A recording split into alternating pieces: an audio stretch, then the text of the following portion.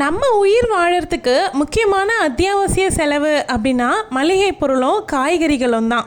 இந்த செலவுகளில் மட்டும் நம்ம பட்ஜெட்டை ஃபாலோ பண்ணலன்னு வச்சுக்கோங்க, அதோ கதி தான். வேலைக்கு போகிற பெண்களாக இருந்தாலும் சரி, வீட்டில் இருக்கக்கூடிய பெண்களாக இருந்தாலும் சரி, இந்த விஷயத்தில் ரொம்ப ரொம்ப கவனமாக இருக்கணும். நம்ம மளிகை பொருள் வாங்கும்பொழுது எப்படியெல்லாம் பணத்தை சேமிக்கலாம் அப்படிங்கிறத பற்றி தான் இந்த வீடியோவில் பார்க்க போகிறோம். Welcome to my channel. நான் உங்கள் பிரியா. என் சேனலை சப்ஸ்கிரைப் பண்ணி தொடர்ந்து ஆதரவு கொடுத்துட்ருக்கேன். உங்கள் எல்லாருக்குமே ரொம்ப நன்றி. இனிமேல் சப்ஸ்கிரைப் பண்ண போறவங்களுக்கும் ரொம்ப ரொம்ப நன்றி. கிட்டத்தட்ட ஒரு 6 மாசம் கழிச்சு மொத்தமா ஒரு மாசத்துக்கு தேவையான மளிகை பொருட்கள் எல்லாமே நான் வாங்கியிருக்கேன். 6 மாசமா மளிகை பொருட்கள் ஏன் வாங்கல அப்படின்னா, எனக்கு மொத்தமா தீபாவளி மளிகை பண்டு வந்துருந்துச்சு. அதனால என்னெல்லாம் தீர்ந்துச்சோ அதை மட்டும் வாங்கிட்டு இருந்தேன். இப்போ ஆல்மோஸ்ட் எல்லாமே முடிஞ்சிருச்சு. அதனால மாசம் மாசம் வாங்குற சூழ்நிலைக்கு மறுபடியும் ஆளாகியிருக்கேன். நம்ம சேனல்ல கிட்டத்தட்ட ஒரு வருஷமா இந்த மளிகை பொருள்ல இருந்து பணத்தை சேமிக்கிறத பத்தி பேசிக்கிட்டு தான் இருக்கேன். இதுக்காகவே ஒரு பிளேலிஸ்டே இருக்கு, செக் பண்ணி பாருங்க. நான் என்னென்ன டிப்ஸ்லாம் ஃபாலோ பண்ணுவேன், என்னென்ன மிஸ்டேக்லாம் பண்ண மாட்டேன் அப்படிங்கிறத பற்றி எல்லாமே ஷேர் பண்ணிக்கிட்டே வந்துட்டுருக்கேன். இந்த வீடியோலையும் அதை பற்றி கொஞ்சம் பார்க்கலாம். பட்ஜெட் போட்டு குடும்பம் நடத்துறது அப்படிங்கிறது ரொம்ப ரொம்ப முக்கியமான விஷயந்தான்.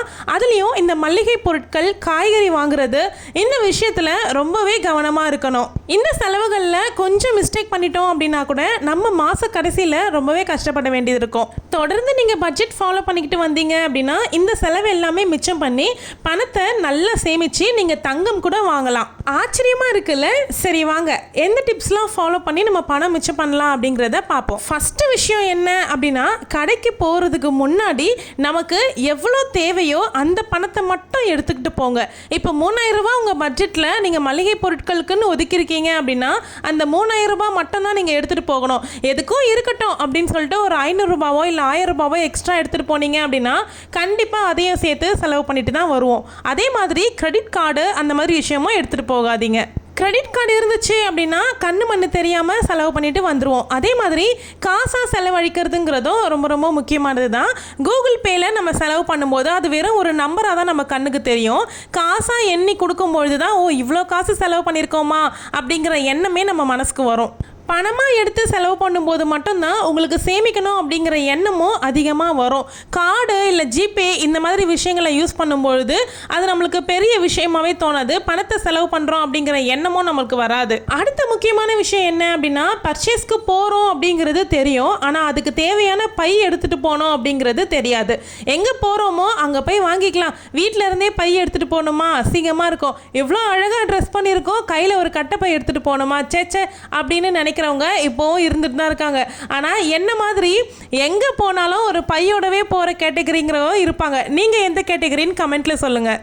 பை எடுத்துகிட்டு போகலை அப்படின்னா நம்ம எவ்வளோ பொருட்கள் வாங்குகிறோமோ அந்த பொருட்கள் கொள்கிற அளவுக்கு நம்ம பை வாங்குகிறோம் அப்படின்னா அந்த பையவும் காசு கொடுத்து வாங்குற மாதிரி இருக்கும். இது தேவையில்லாத செலவு தானே. அந்த பை ஒரு 10 ரூபாவோ இல்லை 20 ரூபாவோ வச்சுக்கோங்க. அந்த 20 ரூபாய்க்கு நம்ம வேறு பொருட்கள் வாங்கலாம்.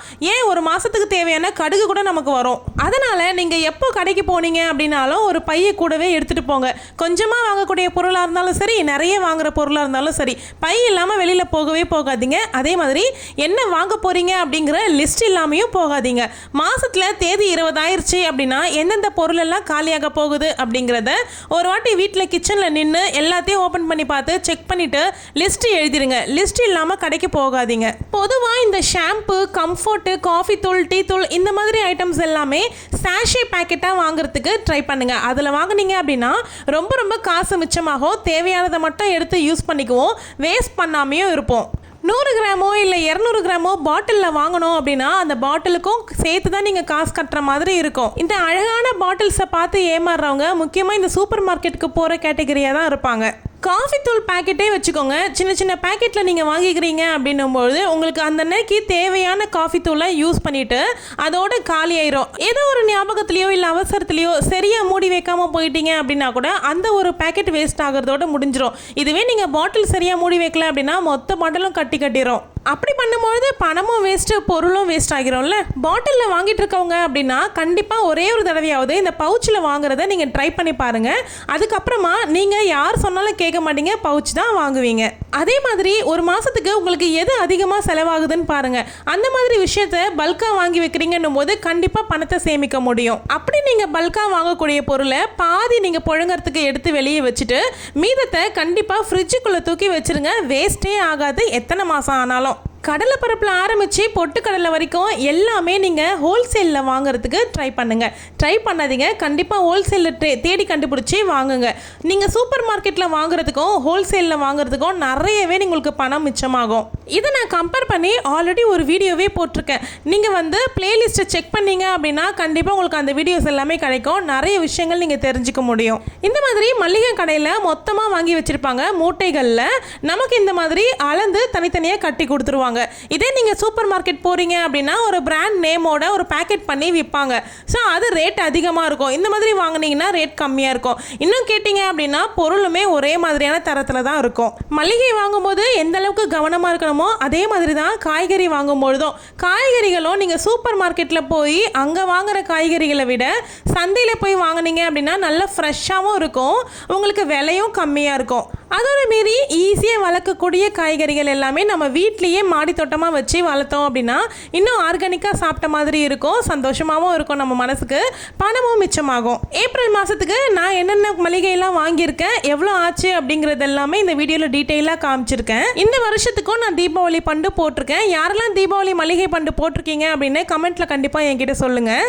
தீபாவளி மளிகை பண்டில் என்னென்னலாம் எனக்கு வரும், நான் எவ்வளோ பே பண்ணுவேன், எனக்கு வருஷத்துக்கு எத்தனை மாதம் கட்டுவேன் அப்படிங்கிறது எல்லாமே நான் டீட்டெயிலாக ஒரு வீடியோ போட்டிருக்கேன். தேவைப்படுறவங்க செக் பண்ணிக்கோங்க.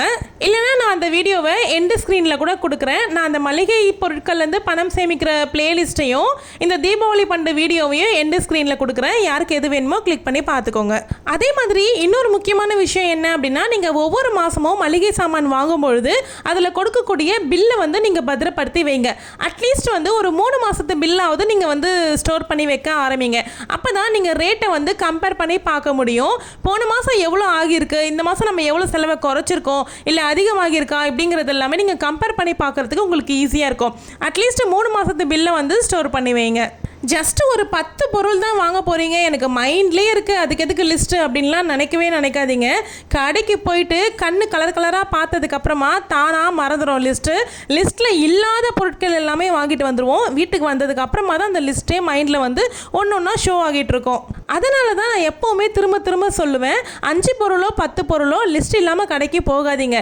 உங்கள் கையில் ஒரு லிஸ்ட் இருக்கும்பொழுது உங்கள் கான்சென்ட்ரேட் வந்து லிஸ்ட்டில் தான் இருக்கும். லிஸ்ட்டில் இருக்க பொருள் எல்லாமே நம்ம வாங்கிட்டோமா, அடுத்து என்ன வாங்கணும் அப்படிங்கிறத கண்ணு ஆட்டோமேட்டிக்காக லிஸ்ட்டில் தான் போகும். இதை வாங்கிட்டோமா, ஓகே டிக் பண்ணிடுவோம், இதை வாங்கிட்டோமா டிக் பண்ணிடுவோம். எல்லாமே வாங்கி முடிச்சதுக்கப்புறமா அப்பாடா ஓகே முடிஞ்சிருச்சு அப்படின்ற மைண்ட் செட் நமக்கு வந்துடும். அதை மீறி வேறு எதுவுமே எக்ஸ்ட்ரா செலவு நம்ம பண்ணவே மாட்டோம். இதை நீங்கள் ட்ரை பண்ணி பாருங்கள். ஒரு சில பேர் இதெல்லாமே பக்காவாக சூப்பராக பண்ணிடுவாங்க. ஆனால் என்ன மிஸ்டேக் பண்ணுவாங்க அப்படின்னா, வாங்கி வச்ச பொருள் எல்லாமே சமைக்கவே மாட்டாங்க. சமைக்காமல் வேஸ்ட் பண்ணி தூக்கி போட்டுருவாங்க. அப்படி இல்லை அப்படின்னா பழசு என்ன பொருட்கள்லாம் இருக்குது அப்படிங்கிறத நோட் பண்ணாமலே அடுத்தடுத்த பொருட்கள் வாங்கிடுவாங்க. பழைய பொருட்கள் எல்லாமே எக்ஸ்பைரி ஆகி தூக்கி போடுற மாதிரி வந்துடும். அந்த மாதிரி விஷயத்தை தவிர்க்கிறதுக்கு உங்ககிட்ட என்னென்ன மளிகை பொருட்கள்லாம் அவைலபிள் ஸ்டாக்கில் இருக்குது அப்படிங்கிறத ஒரு நோட் போட்டு எழுதி வச்சுக்கிட்டே வந்தீங்க அப்படின்னா இதெல்லாமே இருக்குது. நீங்கள் மீல் பிளான் போடும்பொழுது நம்மக்கிட்ட என்ன மளிகை பொருட்கள்லாம் ஸ்டாக் இருக்குது அப்படிங்கிறத செக் பண்ணி அதுக்கேற்ற மீல் பிளானும் நீங்கள் தயாரிக்கிறதுக்கு ஈஸியாக இருக்கும். உமா சிஸ்டர் வந்து மீல் பிளான் வீடியோ போடுங்க அப்படின்னு சொல்லி தொடர்ந்து கேட்டுகிட்டே இருக்காங்க. ஸோ நம்ம நெக்ஸ்ட் வீக் வந்து மீல் பிளான் வீடியோ ஒன்று போடலாம். கண்ணாடி பாட்டில் வந்து இன்னும் ஒரு 6 பாட்டில் வந்து ஆர்டர் பண்ணியிருக்கேன். அது வந்ததுக்கப்புறமா ஆல்ரெடி அடுக்கின இடத்துல நான் அப்போவே சொல்லியிருந்தேன் இது எனக்கு செட் ஆகாதுன்னு தோணுது அப்படின்னு. ஸோ அதை வந்து இடம் மாற்றி அடுக்க போகிறேன். அதை அடுக்கும் பொழுதுமே நான் வீடியோ எடுத்து உங்களுக்கு காமிக்கிறேன். ஃப்ரிட்ஜில் வைக்க வேண்டிய பொருட்கள் எல்லாமே நான் ஃப்ரிட்ஜ் ஸ்டோரேஜ் பாக்ஸ்லேயும் மற்ற பொருட்களை இந்த பெரிய பாக்ஸ்லேயும் போட்டு கிச்சனில் கொண்டு போய் வச்சிடுறேன். இப்போ உங்களுக்கான கொஸ்டின், நீங்கள் வந்து வருஷத்துக்கு தீபாவளி மளிகை பண்டு கட்டுவீங்களா, நீங்கள் அப்படி வாங்குவீங்களான்றதை பற்றி கமெண்ட்டில் சொல்லுங்கள். அதே மாதிரி நீங்கள் மாதம் மளிகை சாமான் வாங்குவீங்களா இல்லைன்னா வருஷத்துக்கு வாங்கி வைப்பீங்களா அப்படிங்கிறதையுமே கமெண்ட்டில் ஷேர் பண்ணிக்கோங்க. அன்றாடம் வீட்டு பக்கத்தில் இருக்க அண்ணாச்சி கடைகளில் வாங்கி சமைக்கிற ஆள் அப்படின்னா ஒரே ஒரு மாதம் மட்டும் இந்த மாதிரி மொத்தமாக வாங்கி வச்சுக்கிட்டு சமைச்சு பாருங்கள். உங்களுக்கு எவ்வளோ பணம் மிச்சமாகுது அப்படிங்கிறத நீங்களே கண்கூடாக பார்ப்பீங்க. அதுக்கப்புறம் ஒவ்வொரு மாதமும் நீங்கள் இதே மாதிரி தான் வாங்கி வச்சுப்பீங்க. அதே மாதிரி நிறைய சிஸ்டர்ஸ் வந்து நம்ம வீடியோவை விரும்பி பார்க்குறீங்க, கமெண்ட் கூட போடுறீங்க, வீடியோக்கு லைக் கொடுக்குறீங்க, பட் சப்ஸ்கிரைப் மட்டும் பண்ணவே மாட்டேங்கிறீங்க.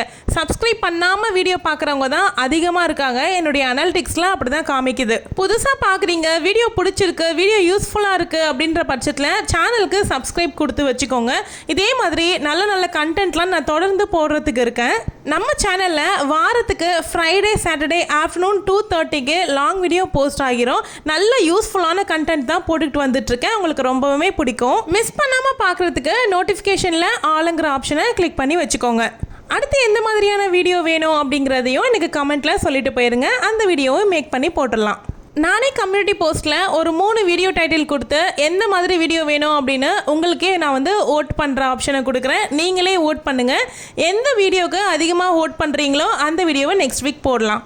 இந்த வீடியோவில் சொல்லி இந்த டிப்ஸ் எல்லாமே உங்களுக்கு பிடிச்சிருந்தா வீடியோவை லைக் பண்ணி ஹைப் கொடுத்துக்கோங்க. மறக்காமல் கமெண்ட் பண்ணிட்டு போயிருங்க. தேங்க்யூ.